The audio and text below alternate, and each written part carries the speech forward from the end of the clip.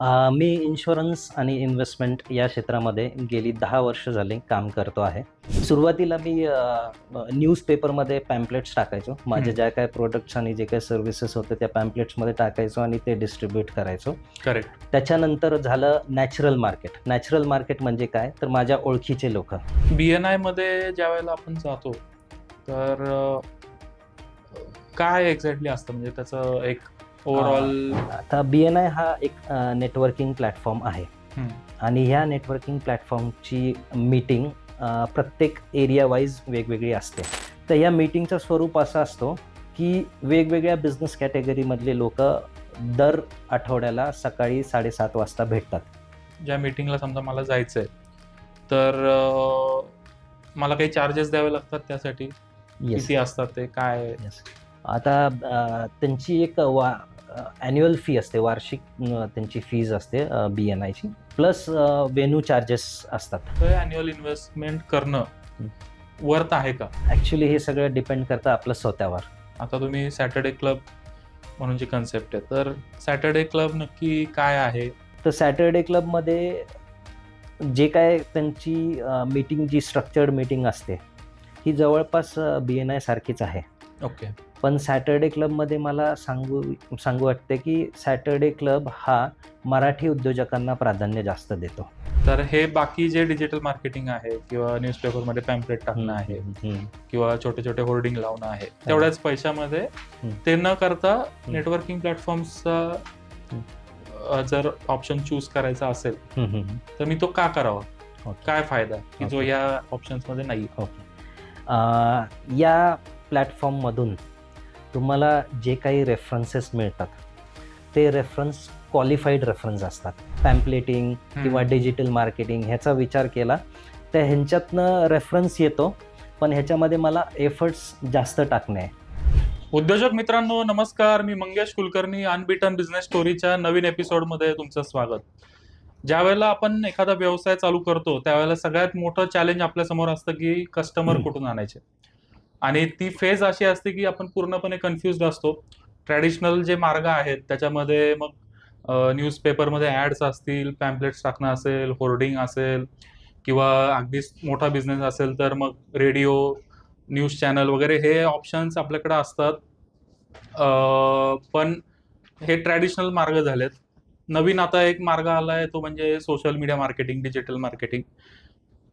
त्या व्यतिरिक्त असा कोणता मार्ग आहे का की जो कमी कॉस्टमध्ये आपल्याला चांगले ग्राहक मिळवून देऊ शकेल? तर असा एक मार्ग जो आता मागच्या काही 3-4-5 वर्षांमध्ये बऱ्यापैकी प्रचलित झालाय तो आहे नेटवर्किंग. जे प्लॅटफॉर्म्स आहेत त्यांचा वापर करून व्यवसायाची वाढ करायची.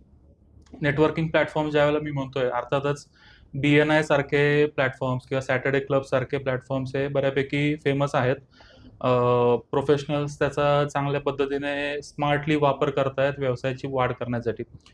बरेच दिवस माझ्याही मनात असं होतं की आपणही या प्लॅटफॉर्मचा वापर केला पाहिजे, जेणेकरून आपल्याला एक नवीन ॲव्हेन्यू ओपन होईल नवीन क्लायंट मिळवण्यासाठी. पण करू किंवा जाऊया आपण असं करत करत ते काही जमलं नाही. पण माझ्या मनात, जसं तुमच्याही मनात ही क्युरियोसिटी असेल की हे जे नेटवर्किंग प्लॅटफॉर्म्स आहेत याचा खरंच फायदा होतो का? फायदा होतो का म्हणूनच, किंवा फायदा होतो म्हणूनच हे प्लॅटफॉर्म्स आहेत, पण आपल्यावर डिपेंड आहे की हा फायदा कसा करून घ्यायचा. तर मग पुढचा प्रश्न असा आहे की जर फायदा होतो तर तो कसा करून घ्यायचा, आणि ह्या सगळ्या ज्या गोष्टी आहेत ह्या कशा चालतात, याच्यामध्ये त्या मीटिंगचा आपल्या बिझनेसमध्ये कन्व्हर्जन होण्यामध्ये कसा वापर करून घ्यायचा. तर असे असंख्य प्रश्न तुमच्या आणि माझ्या मनात आहेत. प्रॉब्लेम फक्त असा होता की असं कोणीतरी आपल्याला एक बिझनेसमॅन पाहिजे होता की ज्यांनी ॲक्च्युली या जे नेटवर्किंग प्लॅटफॉर्म्स आहेत ह्याचा स्मार्टली वापर करून व्यवसायात प्रगती केलेली आहे. तर असे गेस्ट आपण आज आयडेंटिफाय केले, त्यांना आपण आज पॉडकास्टमध्ये इन्व्हाइट केलंय. आज आपल्यासोबत आहेत इन्शुरन्स आणि इन्व्हेस्टमेंट एक्सपर्ट प्रणित बनसोडे सर. सर, तुमचं स्वागत आहे. नमस्कार. आपण नेटवर्किंग या विषयाकडे येऊया. त्याच्या आधी थोडक्यात तुम्ही काय सध्या बिझनेस करताय, कसं त्याच्यात आले, आणि आता तुम्ही काय काय सर्व्हिसेस ऑफर करताय ते आधी आम्हाला सांगा. ओके. मी इन्शुरन्स आणि इन्व्हेस्टमेंट या क्षेत्रामध्ये गेली 10 वर्ष झाली काम करतो आहे. आपल्याकडे लाईफ इन्शुरन्स म्हणजे term plan, medical insurance, motor insurance आणि म्युच्युअल फंड या सर्व्हिसेस अवेलेबल आहेत. माझा मेन बिझनेस किंवा मेन फोकस माझा हेल्थ इन्शुरन्स आहे आणि त्याच्यामागं बरीचशी कारणं आहेत. जसं की तुम्ही आता नमूद केलं की नेटवर्किंग प्लॅटफॉर्म्स आहेत. तर या नेटवर्किंग प्लॅटफॉर्म्सला मी जॉईन होऊन मला एक क्लायंट बेस मिळाला आणि आता माझा बिझनेस त्या क्लायंट बेसवर चांगला चालू आहे. आता सध्या काय काय सर्व्हिसेस तुम्ही ऑफर करताय? आता आपल्याकडे हे लाईफ इन्शुरन्समध्ये टर्म इन्शुरन्सचे सर्व्हिसेस अवेलेबल आहेत. तुम्ही टर्म इन्शुरन्स कुठल्याही कंपनीचा मी तुम्हाला कोटेशन देऊ शकतो. मेडिकल इन्शुरन्स आहे. मेडिकल इन्शुरन्समध्ये मोठ्या मोठ्या नामांकित कंपन्या जसे की केअर हेल्थ इन्शुरन्स झालं, स्टार हेल्थ इन्शुरन्स झालं किंवा टाटा हेल्थ इन्शुरन्स झाला. या कंपन्यांचे मेडिक्लेमचे कोटेशन्स मी तुम्हाला देऊ शकतो. परत मोटर इन्शुरन्सचे पण आपण बिझनेस करतो. मोटर इन्शुरन्समध्ये पण सगळ्या कंपन्या माझ्यासोबत टायअप आहेत. मी तुम्हाला पाहिजे त्या कंपनीचं कोटेशन देऊ शकतो आणि ते क्लोज करू शकतो. आणि चौथं म्हणजे आपल्याकडं म्युच्युअल फंड आणि SIP या बिझनेसमध्ये पण आहे मी. आता तुम्हाला माहिती असेल मार्केटमध्ये 4,500 प्लस फंड्स आहेत. तर या सगळ्या फंड्सचं पण SIP तुम्हाला मी प्रोव्हाइड करून देऊ शकतो. ज्या वेळेला तुम्ही बिझनेस चालू केला तर एक स्टार्टिंगला जसं मी म्हटलं तसं सगळ्यात मोठं चॅलेंज असतं. चालू तर केलंय पण पहिला क्लायंट मिळेपर्यंतच त्याचे एक अनसर्टन्टी असते की मिळेल का, कसा मिळेल. तर तुमच्या समोर तुम्ही कोणते ऑप्शन्स एक्सप्लोर केले, कोणते ऑप्शन्स ट्राय केले? त्यातला एक नेटवर्किंग हा तर एक भाग आहे, तो तुम्ही करताय मी मगाशी म्हटल्याप्रमाणे. पण त्या व्यतिरिक्त आणखीन काय काय तुम्ही ऍक्टिव्हिटीज केल्या की तुम्हाला क्लायंट मिळतील आणि त्याचा काय तुम्हाला एक्सपिरियन्स होता? ओके. सुरुवातीला मी न्यूजपेपरमध्ये पॅम्पलेट्स टाकायचो. माझे ज्या काय प्रोडक्ट्स आणि जे काही सर्व्हिसेस होते त्या पॅम्पलेट्समध्ये टाकायचो आणि ते डिस्ट्रीब्यूट करायचो. करेक्ट. त्याच्यानंतर झालं नॅचरल मार्केट. नॅचरल मार्केट म्हणजे काय, तर माझ्या ओळखीचे लोक. बरोबर. माझ्या ओळखीच्या लोकांना जाऊन मी अप्रोच व्हायचो आणि मी माझ्या सर्व्हिसेस त्यांना ऑफर करायचो. ओके. तो एक मार्ग झाला आणि मग ह्या नॅचरल मार्केटच्या रेफरन्सेस मला मिळत गेले. तर असा माझा बिझनेस वाढला. न्यूजपेपर पॅम्पलेट ही ऍक्टिव्हिटी केली, याच्याही आता हा विषय निघालाय म्हणून आपण याच्यावर थोडं स्ट्रेस देऊया. तर लोकांचं याच्यातून म्हणजे मिक्स्ड रिव्ह्यूज असतात. काही लोक म्हणतात की फायदा होतो, काही लोक म्हणतात कितीही पॅम्पलेट टाकले तरी काहीच होत नाही, फोनच येत नाहीत, ते मुलं खरंच टाकतात का नाही तेही माहित नसतं. तर तुमचा एक्सपिरियन्स काय होता? तुम्ही न्यूजपेपर पॅम्पलेटिंग ह्याच्यावर एक रफली किती खर्च केला, त्यातून क्लायंट मिळाले तर किती मिळाले? आता एका वेळेला जर समजा न्यूजपेपरमध्ये पॅम्पलेट्स तुम्हाला टाकायचे असेल तर जवळपास एका वेळेला 3,000 ते 5,000 रुपये खर्च येतो. बरोबर. तर मी सुरुवातीला काय करायचो की मी न्यूजपेपरवाले आता तुम्ही बघाल ठिकठिकाणी सकाळची पहाटे 3-4 वाजता तुम्हाला बसलेले दिसतील. तर मी स्वतः त्यावेळेस सकाळी पहाटे उठून जायचो. पॅम्पलेट्स माझे खरंच ते न्यूजपेपरमध्ये टाकतायत का नाही हे बघायचो आणि चेक करायचो मी. ओके. तर त्यामुळं सुरुवातीला मी हे खूप फॉलो केलं. मी स्वतः जायचो तिकडं आणि ते डेफिनेटली त्याचा फायदा होतो.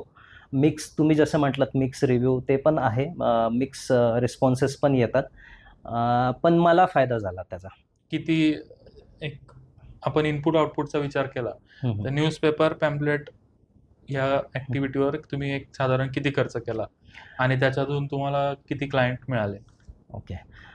मी जवळपास तुम्हाला सांगतो एक 20,000 ते 25,000 रुपये त्याच्यामध्ये खर्च केला असेल आणि त्याच्यामधनं जवळपास मला एक 10 ते 15 फॅमिलीज बरोबर मी कनेक्टेड आहे. अच्छा. हां. आणि त्या फॅमिलीजमधून अजूनही मला बिझनेसेस येतो, अजूनही माझे रिन्युअल्स होत राहतात. बरं. आणि ह्या ॲक्टिव्हिटीजमध्ये मला अजून एक गोष्ट इथं नमूद करूशी वाटते की ही जी ॲक्टिव्हिटीज आहेत ह्या तुम्ही कंटिन्युअस बेसिसवर केल्या पाहिजे. म्हणजे एक स्पेसिफिक इंटरव्हल्स नंतर टाइम पिरियड नंतर सतत ह्या ॲक्टिव्हिटीज केल्या पाहिजे. समजा तुम्ही एकदा न्यूजपेपरला पॅम्पलेट्स टाकले तर तुम्हाला लगेच रिस्पॉन्स येणार असं नाहीये. करेक्ट. तर तुम्हाला ते कंटिन्युअस बेसिसवर करत राहायला पाहिजे जेणेकरून तुम्हाला तो बिझनेस तिकडनं येऊ शकतो. कन्सिस्टन्सी आणि पेशन्स दोन्ही गोष्टी पाहिजेत. येस. हे करत असताना तुम्ही BNI मध्ये जॉईन झालात. येस. तर हे BNI नावाची काहीतरी कन्सेप्ट आहे, हे कोणीतरी आपल्याला सांगतं. तर Yes. हे तुम्हाला कळलं कसं? कोणी सांगितलंय? हो. आता मी इन्शुरन्समध्ये काम करतो. माझ्यासारखा माझा एक फ्रेंड आहे, तो पण इन्शुरन्समध्येच काम करतो. तर त्याच्या थ्रू मला कळलं होतं, की असे नेटवर्किंगचे प्लॅटफॉर्म्स आहेत. ओके. आपण त्याला जॉइन होऊया. तर तो जवळचाच फ्रेंड होता माझा. तो लाईफ इन्शुरन्ससाठी त्या प्लॅटफॉर्मला जॉइन झाला होता. अच्छा. तर त्यांनी मला सजेस्ट केलं, की तू हेल्थ इन्शुरन्ससाठी तिकडे जॉइन हो. ओके. तर मी जाऊन पहिली मीटिंग करून आलो. व्हिजिटर म्हणून मला त्यांनी तिथं इन्व्हाइट केलं. व्हिजिटर म्हणून मी ती मीटिंग बघून आलो. काय असते मीटिंग, कशी असते मीटिंग हे जाणून घेतलं आणि मग मी नंतर तिथं जॉइन झालो. आणि तिथं हेल्थ इन्शुरन्स ही माझी बिझनेसची कॅटेगरी होती तिथं. ओके.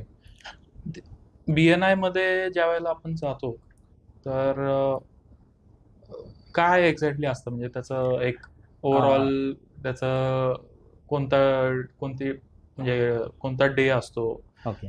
टाइम काय असतो, ओके. लोक येतात, आल्यावर पुढं काय होतं, त्या ओके. किती वेळाची मीटिंग असते किंवा काय? आता BNI हा एक नेटवर्किंग प्लॅटफॉर्म आहे.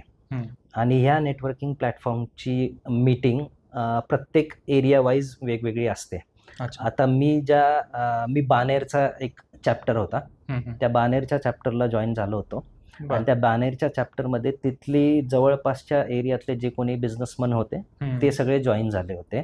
तर या मीटिंगचं स्वरूप असं असतो, की वेगवेगळ्या बिझनेस कॅटेगरीमधले लोक दर आठवड्याला सकाळी 7:30 वाजता भेटतात.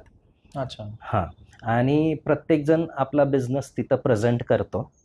आणि BNIची खासियत अशी असते, की तुम्ही ज्या बिझनेस कॅटेगरीसाठी जॉईन झालात, समजा आता मी इन्शुरन्समध्ये आहे, कोणी डिजिटल मार्केटिंगमध्ये असेल, कोणी CA असेल, कोणी डॉक्टर असेल. तुम्ही ज्या बिझनेस कॅटेगरीसाठी जॉईन झालात, तिथं त्याच बिझनेस कॅटेगरीचा दुसरा कोणी माणूस तिथं घेतला जात नाही.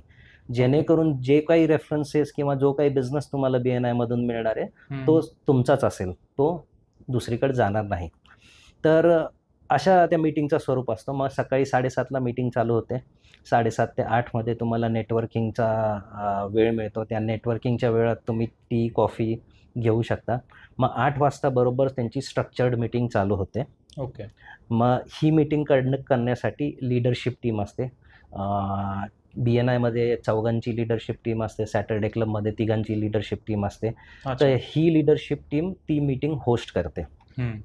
मग मीटिंग चालू झाल्यानंतर प्रत्येक बिझनेसमॅनला किंवा प्रत्येक एंटरप्रेन्योरला 1 मिनिटाचा किंवा BNIमध्ये 30 सेकंदाचा वेळ दिला जातो. ओके. तुम्ही त्या वेळेत तुमचा बिझनेस प्रेझेंट करायचा. आणि बिझनेस प्रेझेंट करून तुम्हाला जे तुमच्या बिझनेससाठी रेफरन्सेस लागणार आहेत, ते रेफरन्सेस तुम्ही त्या मीटिंगमध्ये अनाऊन्स करायचे. अच्छा. म्हणजे असं प्रत्येकाला वेळ दिली जातो. त्याच्यानंतर मग रेफरन्स राऊंड चालू होतं. ओके. मग रेफरन्स राऊंडमध्ये काय असतं, की आता मी बिझनेस माझा ज्यावेळेस प्रेझेंट केला, मी जे रेफरन्स अनाऊन्स केले ते आता कोणाकडे असतील ते रेफरन्स, तर ते रेफरन्स त्यांनी पास करायचे. आणि असं रेफरन्स पास करण्यासाठी प्रत्येकाला वेळ दिला जातो. तर हे चालू मीटिंगमध्ये घडते ह्या सगळ्या गोष्टी. ह्याच्या व्यतिरिक्त 2 प्रेझेंटेशन्स पण असतात. प्रत्येक मेंबरला 10 मिनिटाचे प्रेझेंटेशन देण्याचा संधी पण मिळते. डिटेल प्रेझेंटेशन आपल्या बिझनेसचं डिटेल प्रेझेंटेशन देण्यासाठी 10 मिनिटाचा वेळ मिळतो. तर त्या 10 मिनिटाच्या वेळात तुम्ही तुमच्या डिटेलमध्ये प्रेझेंटेशन देऊ शकता. अच्छा. आणि मग हे मीटिंग झाल्यानंतर मग शेवटी ब्रेकफास्ट असतो. ब्रेकफास्टच्या वेळेस पण तुम्ही नेटवर्किंग करू शकता, बिझनेस एक्सचेंज करू शकता आणि अशा तऱ्हेनं मीटिंग कन्क्लूड होते. तुम्ही आता म्हणालात की बानेर चॅप्टरमध्ये तुम्ही जॉईन झाला. येस. तर पुण्यासारख्या शहरामध्ये असे किती चॅप्टर्स असतील साधारण? पुण्यासारख्या शहरामध्ये आता आय गेस BNIमध्ये 30-40 चॅप्टर्स असतील. 30-40 चॅप्टर असतील. आणि ऑन एन ॲव्हरेज नाही म्हटलं तरी 50 लोक. हो, एका चॅप्टरला जवळपास 30 ते 50 लोक असतातच. 50 लोक आपण म्हणलं तरी 2,500 पुण्यासारख्या शहरात प्रोफेशनल्स त्याच्यामध्ये जॉईंट आहेत. आता त्या मीटिंगकडे मी येतो. आता हा विषय निघालाय म्हणून, की तुमच्या चॅप्टरमधले 50 लोक आहेत, ते तर तुम्हाला मदत करतील, त्यासाठीच तुम्ही जमले. पण बाकी सगळे जे चॅप्टर्स आहेत त्यातले उरलेले जे समजा एक 2450 लोक आहेत, तर त्यांची आपण मदत घेऊ शकतो किंवा आपण त्यांनाही मदत करू शकतो, तेही अलाउड असतं? Yes, exactly. तुम्ही त्यांचीही मदत घेऊ शकता. आता BNI मध्ये एक 1 to 1 मीटिंग्सचा फॉर्मॅट आहे.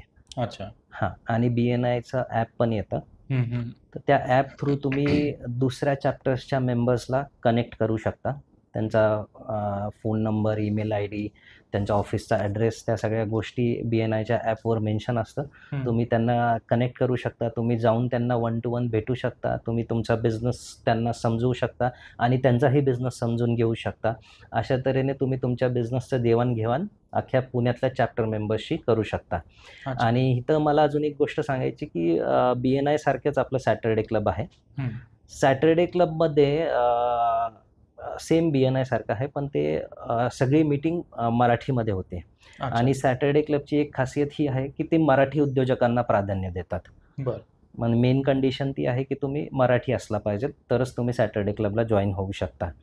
सॅटरडे क्लबमध्ये थोडेसे वेगळे रूल्स आहेत. ओके. सॅटरडे क्लबमध्ये असे रूल आहे की तुम्ही दुसऱ्या चॅप्टरच्या मीटिंगला जाऊन डायरेक्ट ती मीटिंग अटेंड करू शकता. प्लस तुम्ही तुमच्या बिझनेसचं 10 मिनिटाचं प्रेझेंटेशनही तिथं देऊ शकता दुसऱ्या चॅप्टरला जाऊन. अच्छा. सॅटरडे क्लब बद्दल माझ्या मनात काही प्रश्न आहेत, पण एक BNIचे 1-2 फक्त मुद्दे आपण क्लिअर करू, की ह्याच्यासाठी ज्या मीटिंगला समजा मला जायचंय, तर मला काही चार्जेस द्यावे लागतात त्यासाठी? येस. किती असतात ते? काय? येस. आता त्यांची एक ॲन्युअल फी असते, वार्षिक त्यांची फीज असते BNIची. ओके. हां. किती ती असते? असे आय गेस 45,000 पर्यंत वगैरे असेल ती, 45,000 पर्यंत. बरं. तर ती वन टाईम तुमची इन्व्हेस्टमेंट असते. Every year? एव्हरी इयर तुम्हाला ते द्यावे लागतात. अच्छा. प्लस व्हेन्यू चार्जेस असतात. ओके. म्हणजे तुमची जी ही मीटिंग आहे, ही मीटिंग कुठल्या व्हेन्यूला म्हणजे होतीये, त्या बरोबर. व्हेन्यूचे चार्जेस किती असतात ते? ते जवळपास 700 ते 1000 रुपये पर्यंत असतात. आणि सॅटरडे क्लबमध्ये सॅटरडे क्लबची फीज जवळपास एक 35,000 पर्यंत आहे. Annual fee? 30 ते 35,000 ॲन्युअल फी आहे. अच्छा. पण सॅटरडे क्लबमध्ये मला हे सांगू वाटतं की त्यांची ही ॲन्युअल फीमध्ये तुमच्या सगळ्या मीटिंग्स आणि व्हेन्यू चार्जेस सगळे इन्क्लुडेड असतात. अरे वाह! हो. बरं. BNIचं जर आपण कॅल्क्युलेशन केलं, तर जी ॲन्युअल फी आणि व्हेन्यू चार्जेस, म्हणजे आपण असं गृहीत धरलं की बाबा 52च्या 52 आठवडे मी गेलो. ठीक आहे. आणि ते एक समजा 40,000-45,000 झाले आणि हे ॲन्युअल फीचे तेवढेच. तर 80,000-90,000 रुपये ॲन्युअल इन्व्हेस्टमेंट करणं वर्थ आहे का?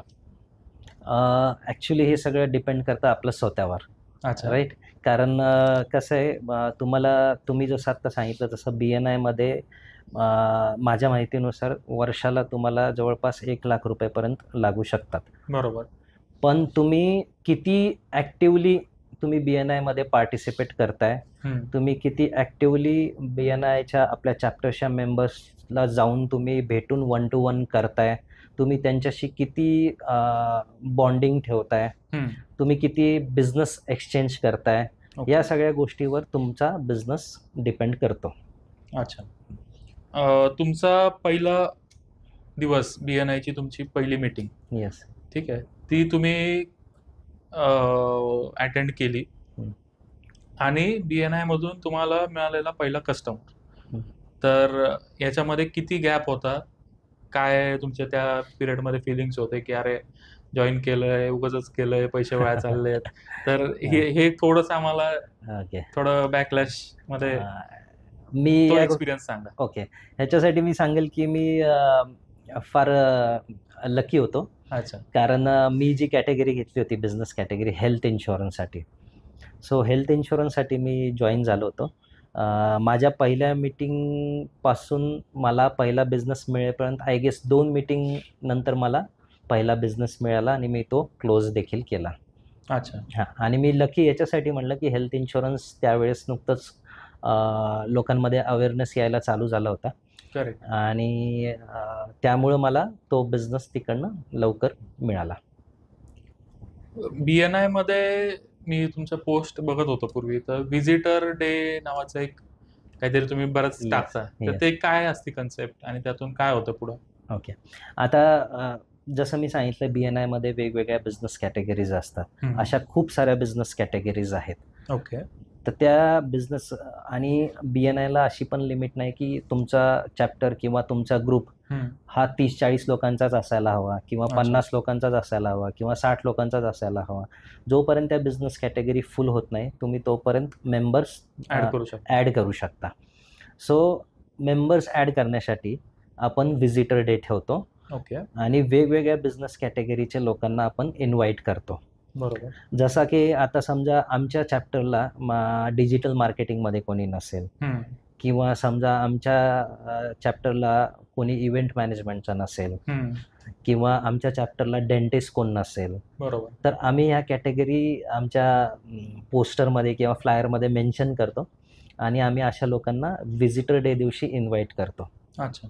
आणि व्हिजिटर डेच्या दिवशी तुम्ही जर मीटिंग अटेंड कराल तर त्याचा एक वेगळा फायदा असतो. ओके.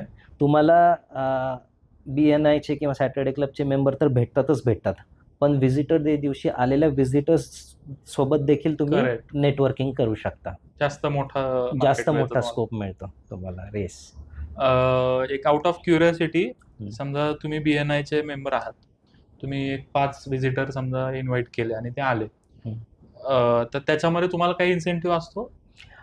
पहिलं आता असायचं BNI मध्ये, जर तुम्ही 5 व्हिजिटर्स आणताय किंवा तुम्ही 5 लोक इंडक्ट करताय ओके चॅप्टर मध्ये, तर तुम्हाला मीटिंग फीज मध्ये कन्सेशन मिळायचे. अच्छा. पण आता ते त्यांनी कम्प्लिटली बंद केलं आय गेस BNI वाल्यांनी. अच्छा. एक याच्यामध्ये महत्वाचा प्रश्न असा असतो की ज्या वेळेला माझ्यासारखी व्यक्ती विचार करते की BNI मध्ये आपण जाऊ, तर मला असं वाटतं की लोक रेफरन्स देतील का खरंच? तर तुमचा एक्सपिरियन्स काय आहे की समजा तुमच्या चॅप्टरमध्ये 50 लोक होते, तर त्यातल्या किती लोकांनी ऍक्च्युली तुम्हाला रेफरन्स दिले? तुम्ही खूपच चांगला क्वेश्चन केला, कारण मी जेव्हा जॉईन होणार होतो माझ्या मनातही असाच प्रश्न आला होता की मी जॉईन झालो तर मला रेफरन्सेस मिळतील का आणि मला कशामुळे लोक रेफरन्सेस देतील, म्हणजे आमची ओळख नाही काय नाही. तर तो प्रश्न येणं साहजिक आहे. पण जेव्हा तुम्ही ग्रुपला किंवा प्लॅटफॉर्मला जॉईन होता तर यांच्या मीटिंग रेग्युलरली दर आठवड्याला असते. अच्छा. आणि तुम्हाला ती मीटिंग कंपल्सरी अटेंड करणं आहेच. ओके. तर ह्याचा फायदा काय होतो तुम्हाला, जर तुम्ही रेग्युलरली मीटिंग अटेंड करताय तर तुमच्या चॅप्टर मेंबरशी एक वेगळं बॉन्डिंग तुमचं तयार होतं. एक फ्रेंडशिप लेवलला तुमची बॉन्डिंग तयार होते. बरोबर. मग त्यावेळेला काय होतं, जेव्हा तुमचा एक बॉन्ड तयार झाला तर समोरच्या व्यक्ती आपल्यावर ट्रस्ट करायला लागतो. मग ट्रस्ट तयार झाला की मग ते त्यांचे कॉन्टॅक्ट्स आपल्याजवळ ओपन अप करतात. बरोबर. सो तुम्हाला थोडासा वेळ द्यावा लागतो आणि तुम्हाला प्रत्येक मेंबरशी आपलं एक चांगला संबंध बनवून ठेवणं फार गरजेचं आहे, जेणेकरून तुम्हाला चांगले बिझनेसेस आणि रेफरन्सेस मिळतात. एखाद्या व्यक्तीने तुम्हाला रेफरन्स दिला समजा आणि त्याचा तुम्हाला बिझनेस मिळाला, तर पहिला प्रश्न असा आहे की ते नोट केलं जातं का? दुसरी गोष्ट, समजा आपण दोघं मेंबर आहे, ठीक आहे, तुम्ही 50 रेफरन्स दिले आणि मी 10च दिले, तर तुम्ही जास्त रेफरन्स देता याचा तुम्हाला काही इन्सेंटिव्ह आहे का? असं आता ग्रुपमध्ये असं आहे की जसं तुम्ही म्हटलात की हे नोट होतं का कुठं, तर मीटिंगच्या वेळेस मी मगाशी सांगायचा राहिला मुद्दा की मीटिंगमध्ये अजून एक सेक्शन असतं ज्याच्यामध्ये प्रत्येक मेंबरने किती रेफरन्सेस दिला, प्रत्येक मेंबरला किती बिझनेस मिळाला, या सगळ्या स्टॅटिस्टिक्स पण अनाऊन्स केल्या जातात. अच्छा. ह्याच्यासाठी पण एक वेगळा सेक्शन नोट केलं जातं की आता समजा, आणि हे करण्यासाठी प्रत्येकाला एक चान्स मिळतो. अच्छा. माझा जेव्हा चान्स येतो तेव्हा मी सांगायचं की मला एवढे रेफरन्सेस मिळाला किंवा मला एवढा बिझनेस मिळाला. ओके. तर हे सगळं तिथं कॅल्क्युलेट केलं जातं, म्हणजे ह्याचा रेकॉर्ड ठेवला जातो. बरं. आणि तुम्हाला म्हणजे रेकॉर्ड ठेवलं जातो याचा. आणि जी व्यक्ती जास्त रेफरन्स देते, दुसऱ्यांना जास्त मदत करते, तर त्याला काही ते पॉइंट्स मिळतात किंवा त्याला काही असं काय, त्याला ऍक्च्युली याच्यामध्ये कसं मोटिवेशन काय त्याला? जो व्यक्ती जास्त रेफरन्सेस देतो तर त्याची विजिबिलिटी पण तेवढी वाढते ग्रुपमध्ये. अच्छा. हां, व्हिजिबिलिटी वाढते म्हणजे काय होतं, की लोकांच्या लक्षात येतं, अरे हा मेंबर आपल्या चॅप्टरसाठी खूप जास्त कॉन्ट्रिब्यूट करतोय. मग अशा केसेसमध्ये काय होतं, की लोकांवर एक काय काय म्हणतात त्याला, एक दबाव आल्यासारखं होतं, की अरे हा आपल्यासाठी ऑब्लिगेशन असतं ते. येस, आपल्यासाठी हा एवढी मदत करतोय, करेक्ट. तर आपणही आपण काहीतरी पण केलं. ह्याच्यासाठी काहीतरी करणं गरजेचं आहे. करेक्ट. तर जेवढी तुमची व्हिजिबिलिटी तयार होते, तेवढा तुम्हाला बिझनेस आपोआप मिळला जातो. तुमच्या सुरुवातीच्या दिवसांमध्ये तुम्ही BNIचा हे केला, म्हणजे त्याचा हं. प्रोफेशनली त्याची मदत घेतली. BNIशी तुम्ही असोसिएटेड होतात. आता तुम्ही सॅटर्डे क्लब म्हणून जी कन्सेप्ट आहे, तर सॅटर्डे क्लब नक्की काय आहे? हं. आणि BNI आणि सॅटर्डे क्लबमध्ये काय प्रायमरी डिफरन्शिएटिंग फॅक्टर्स आहेत? ओके. BNI आणि Saturday club basically social networking platforms आहेत. बरोबर. नेटवर्किंग प्लॅटफॉर्म्स आहेत, सॉरी. त्याच्यामध्ये कसं असतं, की BNI आणि सॅटरडे क्लब. हं. तर सॅटरडे क्लबमध्ये जे काय त्यांची मीटिंग, जी स्ट्रक्चर्ड मीटिंग असते, ही जवळपास BNI सारखीच आहे. ओके. पण सॅटरडे क्लबमध्ये मला सांगू वाटते, की सॅटरडे क्लब हा मराठी उद्योजकांना प्राधान्य जास्त देतो. अच्छा. हो. BNIमध्ये कसं कोणीही जॉइन होऊ शकतं. महाराष्ट्रीयन, नॉन महाराष्ट्रीयन कोणीही जॉइन होऊ शकतं. पण सॅटरडे क्लबमध्ये मराठी उद्योजकांनाच प्राधान्य दिलं जातं. सॅटरडे क्लब ही कन्सेप्ट जी आहे ती ब्रिज इंजिनियर माधव भिडे यांनी चालू केली होती. सॅटरडे क्लबचं नाव पडण्यामागेही एक स्टोरी आहे. ते ज्यावेळेस आधी भेटायचे त्यांच्या मित्रांना, ते सगळे बिझनेसमध्ये होते. तर ते सॅटरडेच्या दिवशी भेटायचे. त्यामुळे ते क्लबचं नाव सॅटरडे क्लब पडलं. ओके. पण बेसिकली त्याचं वर्किंग जे आहे ते सेम BNI सारखं आहे, पण मीटिंग सगळी मराठीमध्ये कंडक्ट होते. अच्छा. अजून एक डिफरन्स मला इथं सांगू वाटतं, की BNIच्या मीटिंग दर आठवड्याला असायच्या. म्हणजे दर आठवड्याला असतात. पण सॅटरडे क्लबच्या मीटिंग दर 15 दिवसाला असतात. अच्छा. महिन्यातनं 2दा. महिन्यातनं 2 मीटिंग असतात त्यांच्या, आणि त्या पण फिक्स्ड असतात. आता मी ज्या चॅप्टरला आहे सॅटरडे क्लबच्या, त्यांच्या मीटिंग दुसऱ्या आणि चौथ्या बुधवारी चालतात. अच्छा. हो. BNIचं तुम्ही सांगितलं, की साधारण ॲन्युअली ₹1,00,000 त्याच्यामध्ये व्हेन्यू चार्जेस आणि त्यांची जी काही ॲन्युअल फी आहे, तर ₹1,00,000चं कॉस्ट आपल्याला पडते.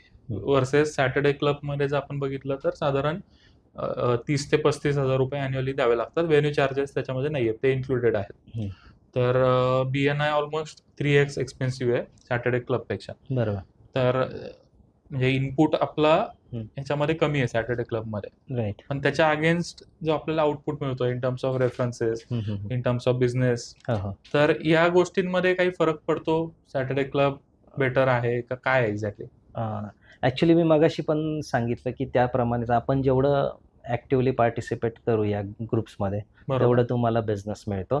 फक्त आय गेस सॅटरडे क्लबची फीज कमी का असावी, तर त्यांची मीटिंग हे 2दाच होते महिन्यातनं. बरोबर. त्याच्यामुळे आय गेस त्यांनी मीटिंग फीज कमी ठेवला असेल. ओके. आणि दुसरी गोष्ट म्हणजे BNI हा इंटरनॅशनल लेवलला काम चालू आहे. करेक्ट. सॅटरडे क्लब हे नॅशनल लेवलला काम चालतं. सॅटरडे क्लबचे महाराष्ट्रात बरेचसे चॅप्टर आहे आणि महाराष्ट्राच्या बाहेर देखील आता ते एक्सपांड करत आहेत. मध्य प्रदेश, गुजरात सारख्या ठिकाणी पण त्यांचे चॅप्टर्स ओपन झाले आहेत. पण BNI हे इंटरनॅशनल आहे आणि सॅटरडे क्लबमध्ये तुम्ही नॅशनल लेवलपर्यंत तुमचा बिझनेस नेऊ शकता. त्यामुळे आय गेस हे फीजचा डिफरन्स असावा. आणि रेव्हेन्यूच्या बाबतीत तुम्ही म्हणालात, तर रेव्हेन्यूसाठी मी हेच सांगेल, की तुम्ही जेवढं ॲक्टिव्हली पार्टिसिपेट कराल, तेवढा तुमचा बिझनेस वाढेल. सिमिलर आउटपुट दोन्ही प्लॅटफॉर्म्समधून मिळू शकतो. आपल्यावर डिपेंड आहे आपण कसं एक्सट्रॅक्ट करायचं. एक्झॅक्टली. आता हा तुमचा 7-8 वर्षाचा जो एक्सपिरियन्स आहे, ज्याच्यामध्ये तुम्ही नेटवर्किंग प्लॅटफॉर्म्सचा वापर करून, मित्रांनो एक सांगायचा मुद्दा राहिला, की हे जे सगळं सुरुवात झाली ती अशी झाली, की सरांना आता जो काही रेव्हेन्यू ते अर्न करतायत, त्याचा सिग्निफिकंट पार्ट 40-50% जो काही बिझनेस किंवा क्लायंट बेस त्यांना मिळाला आहे, तो या नेटवर्किंग प्लॅटफॉर्म्स थ्रू मिळालेला आहे. तर ते एक मेन मुद्दा आहे. माझा प्रश्न असा आहे, की या 7-8 वर्षामध्ये, 10 वर्षामध्ये जेवढा तुम्ही या प्लॅटफॉर्म्सला एक्सप्लोर केलंय, तर अशी एक कोणती गोष्ट आहे, की तुम्हाला वाटतं, की ही चूक लोकं करतात किंवा ती तुम्हीही केली असेल, आणि ती लोकांनी करू नये, म्हणजे ह्या प्लॅटफॉर्म्सला जॉईन व्हावं, पण ही क्लासिक चूक असते, ही करू नये. तर काय असेल ते? मला इथं सांगू वाटते की तुम्ही जर चॅप्टरला जॉईन होताय किंवा कुठल्याही एका नेटवर्किंग प्लॅटफॉर्मला जॉईन होताय, तर बेसिकली तुम्ही तुमचा त्याच्यात 100% द्या. ओके. तुम्ही त्यांच्या ज्या मीटिंग्सच्या वार ठरलेले असतात, त्यांची वेळ ठरलेली असते, तुम्ही कुठलीही मीटिंग मिस करू नका. तर हा फार एक मोठा तुमच्यासाठी पॉईंट असू शकतो. बऱ्याच ठिकाणी बऱ्याच चॅप्टरमध्ये मी असं बघितलं की लोकं प्लॅटफॉर्मला जॉईन होतात, ग्रुपला जॉईन होतात आणि कालांतराने मीटिंग्सला यायला बंद करतात. अच्छा. तर त्यामुळे तुमचा बिझनेस हॅम्पर होऊ शकतो. तुम्ही जर जॉईन झाला आहात, तर तुम्ही तुमचा 100% द्या. तुम्ही प्रत्येक मीटिंग त्याची डे त्याचा जो असेल त्याचा वार आणि वेळ ठरलेली असते, तर तुम्ही ती कंपल्सरी अटेंड करा. तुम्ही जेवढ्या मीटिंग्स अटेंड कराल, तेवढी तुमची विजिबिलिटी वाढेल. जेवढी तुमची विजिबिलिटी वाढेल, तेवढी तुमची क्रेडिबिलिटी वाढेल आणि जेवढी क्रेडिबिलिटी तुमची वाढेल, तेवढा तुमचा बिझनेस प्रॉफिटेबल असेल. करेक्ट. एक शेवटचा प्रश्न आता, परत आपण जिथून सुरुवात केली तिथं येऊया, की मी एक बिझनेसमन आहे, मला कस्टमर मिळवायचे आहेत, त्याच्यासाठी मार्केटिंग केलं पाहिजे हे मला कळतंय. माझ्यासमोर 3, 4, 5 वेगवेगळे ऑप्शन्स, त्याच्यामध्ये प्रामुख्याने समजा या बजेटमध्ये आपण काय करू शकतो, तर डिजिटल मार्केटिंग करू शकतो, पॅम्पलेटिंग करू शकतो, आणि हा एक नेटवर्किंग प्लॅटफॉर्म्स हा एक ऑप्शन आहे. तर हे बाकी जे डिजिटल मार्केटिंग आहे किंवा न्यूजपेपरमध्ये पॅम्पलेट टाकणं आहे किंवा छोटे छोटे होर्डिंग लावणं आहे, तेवढ्याच पैशामध्ये ते न करता नेटवर्किंग प्लॅटफॉर्म्सचा जर ऑप्शन चूज करायचा असेल, तर मी तो का करावा? काय फायदा आहे की जो या ऑप्शन्समध्ये नाही? या प्लॅटफॉर्ममधून तुम्हाला जे काही रेफरन्सेस मिळतात, ते रेफरन्स क्वालिफाईड रेफरन्स असतात. ओके. इन द सेन्स काय, की तुम्ही समजा एखाद्याने मला रेफरन्स दिला आणि मला फक्त त्या रेफरन्सकडे जाऊन बसणं आहे, की माझा तिथं बिझनेस क्लोज होतो. अच्छा. त्यामुळे आपण त्याला क्वालिफाईड रेफरन्सेस असं म्हणतो. आणि ह्याच्याच विरोधात जर पॅम्पलेटिंग किंवा डिजिटल मार्केटिंग ह्याचा विचार केला, तर ह्यांच्यातनं रेफरन्स येतो, पण ह्याच्यामध्ये मला एफर्ट्स जास्त टाकणे आहे. करेक्ट. तो बिझनेस क्लोज करण्यासाठी. पण BNI आणि सॅटर्डे क्लबमधल्या रेफरन्सकडून जो बिझनेस येणार आहे, त्याच्यामध्ये कम्पॅरेटिव्हली कमी एफर्ट्स टाकणे. ओके. प्रायमरी एक बेसिक खूप चांगली गोष्ट सरांनी सांगितली, की दोन्हीमध्ये डिफरन्स काय, याच्यामधून आपल्याला सोशल मीडिया किंवा हे जे आहे, तर ते लोक कोण आहेत आपल्याला माहित नाही, आपण कोण आहे त्यांना माहित नाही. अननोन असल्यामुळे ते फक्त लीड्स आहेत. येस. आणि इथं क्वालिफाईड रेफरन्सेस आहेत, त्याच्यामुळं कमी कष्ट आणि जास्त आउटपुट. तर तुम्ही हा पर्याय नक्की एक्सप्लोर करा. अशाच चांगल्या माहितीसाठी, ज्याचा तुम्हाला बिझनेस ग्रोथसाठी फायदा होईल, तर अशाच चांगल्या माहितीसाठी पाहत राहा अनबिटन बिझनेस स्टोरी. धन्यवाद.